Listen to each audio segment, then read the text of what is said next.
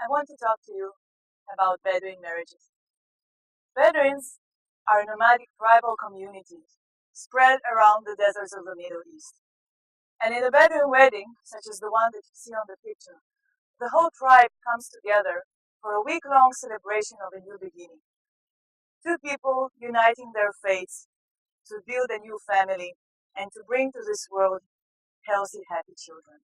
At this moment of happiness, probably no one thinks about the possibility of grief or sorrow that may come later. Because not all children are born healthy. Actually, in the Bedouin community in Israel, counting about 300,000 people, 1 out of 6 children is born with a genetic disorder.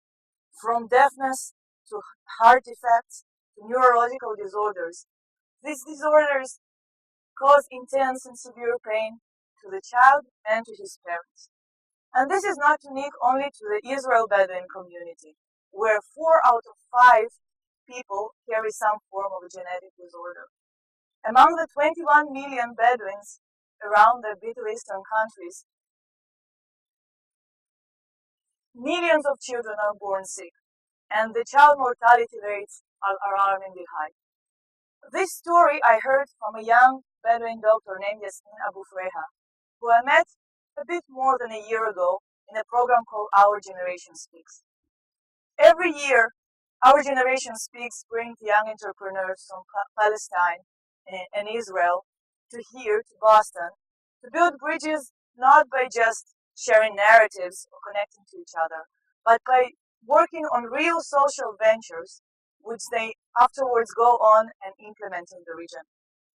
It is here that I met Yasmeen, who was really obsessed about the health of children in her community, and Naomi, a young law and finance professional, and together we went on to found Genesis, a non-profit organization that strives to decrease the prevalence of disease in the Bedouin community. Now, at this point, you probably wonder, why does an engineer originally from Ukraine, definitely not Bedouin, deals with the problem of genetic diseases in the Bedouin community? And I want you to look at this problem through the eyes of the engineer. And the thing about engineers really is that engineers are problem solvers. There is a joke that I really like about engineers that says that where an optimist sees half full glass and a pessimist sees a half empty glass, an engineer sees a glass that's twice as big as it needs to be. And this really shows you this tendency of engineers to see solutions where other people see just reality. So what would an engineer would do if he sees such a problem that we face? First of all, engineers go on to gather information and see the environment.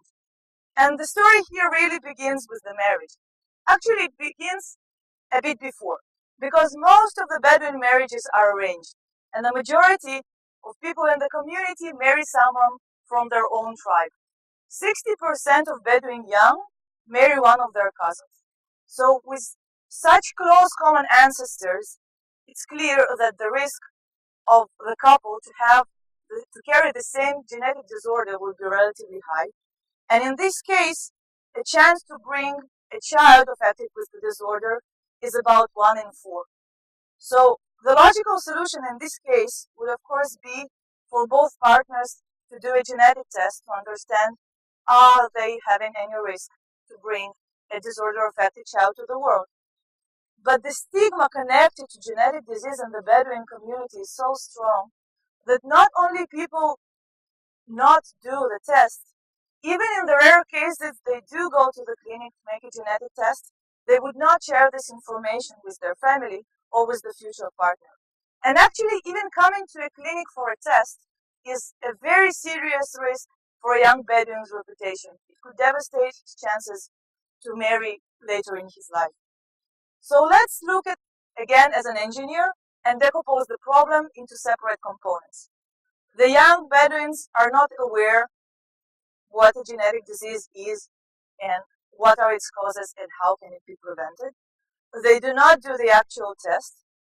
They do not share the information with their partner and do not have a chance to check whether they and their partner are genetically compatible. And even they do all that, they do not fully understand the consequences or what they personally can do to prevent the situation. So for a couple to make a life-changing decisions, we need to address each and every one of those components.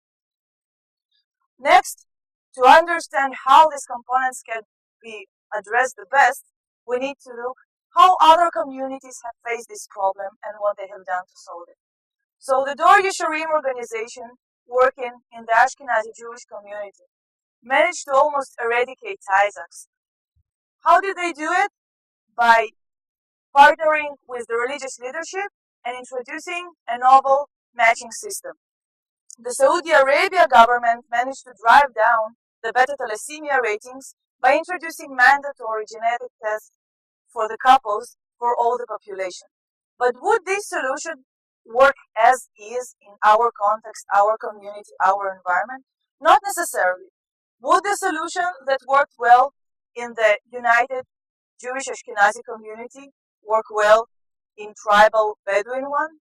Would the solution applied by a government of a country where Bedouins are a majority work in Israel, where Bedouins are less than 5% of the population? The next step would be to look what is actually happening on the ground in Israel. So a lot of organizations, governmental and non-governmental, have been trying to tackle the problem of genetic diseases for years. And the challenge for us is how we take their success, build upon it, amplify it, and scale it. If the medical center of Soroka managed to test 30,000 Bedouins, how do we turn this number into 300,000? So we have asked all the right questions, we have gathered the information, it's now time to synthesize. And by addressing each component, we can learn from the best and discard what is less relevant. So first of all, we need education to provide information about the source and implications of genetic disease to everyone, from the 9th grader to 70-year-old imam. To overcome the testing challenge, we need to make genetic testing the single most accessible and easier course of action. And if people are not ready to come to the clinics, we need to bring the clinics to the people, testing people in schools, in community centers, wherever they are ready to be tested. Then, to make sure people actually use the information that they got, we need to devise a system that protects everyone's confidentiality. In the Genesis model, when a couple comes to check their genetic compatibility, they're not given full genetic profile of every partner. Rather, they're given very neutral binary answer, match or no match, leaving every partner, in any case, without any stain. And the fourth part is really making sure that the couple understands what they can do with the result and how they maximize the chance of bringing a healthy child into the world. Now, it looks like we got it all covered, right? 4 components, 4 parts of the plan, everything perfectly engineered, right? And this is actually the point where no engineering mindset can help you. Because no matter how well the solution is engineered, without the community uniting around the solution and owning it, recognizing the problem and joining forces, even the best engineered solution has no chance. And this is how we realized to succeed, Genesis needs to be a project by the people, of the people, and for the people. And if we want to scale and the success of our predecessors, we need to reach out to them and make them our partners and make sure that Genesis is as much of their project as it is ours. And this is really the point of this talk. Because as we come to the final part of engineering process, implementation and testing, it's very tempting to brag about the progress or the successes, but I really don't want to do this.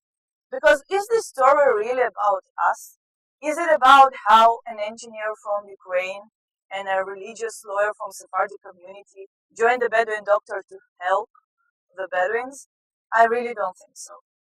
And there is a really beautiful proverb that says, it takes a village to raise a child.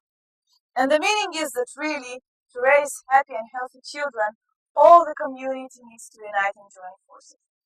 But sometimes when problems are complicated and challenging, it needs more than a village.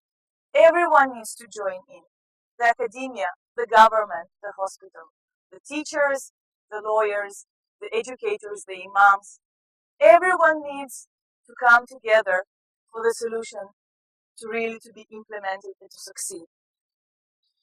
And of course, it takes a village to raise a child, but to build a happy and healthy family and to make every marriage a moment of happiness and not a foretelling of sorrow, you need more than a village. Thank you.